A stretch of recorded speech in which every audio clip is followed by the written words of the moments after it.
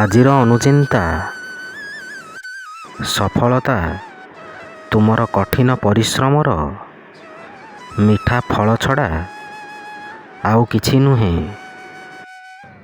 କେବଳ ତୁମେ ଗୋଟିଏ ଲକ୍ଷ୍ୟ ସ୍ଥିର କର ଏବଂ ସବୁ କିଛି କଥା ଭୁଲି କେବଳ ସେହି ଲକ୍ଷ୍ୟକୁ ହାସଲ କରିବା ପାଇଁ ଚେଷ୍ଟା କର। ଦେଖିବ ସଫଳତା ନିଶ୍ଚିତ ଭାବରେ ତୁମର ପାଦ ଛୁଇଁବ।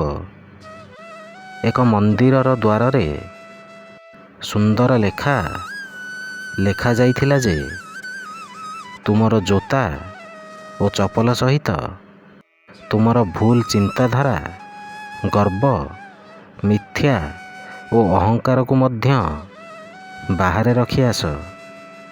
ପ୍ରେମରେ ପରିପୂର୍ଣ୍ଣ ଆଖି, ସମ୍ମାନରେ ମୁଣ୍ଡ ନଇଁଯିବା, ସାହାଯ୍ୟ ପାଇଁ ହାତ ବଢ଼ିଯିବା, ପାଦ ସଠିକ ପଥରେ ଚାଲିବା ଏବଂ ପାଟିରେ ସତ୍ୟ କହିବା ଭଗବାନଙ୍କ ପାଇଁ ଅତି ପ୍ରିୟ।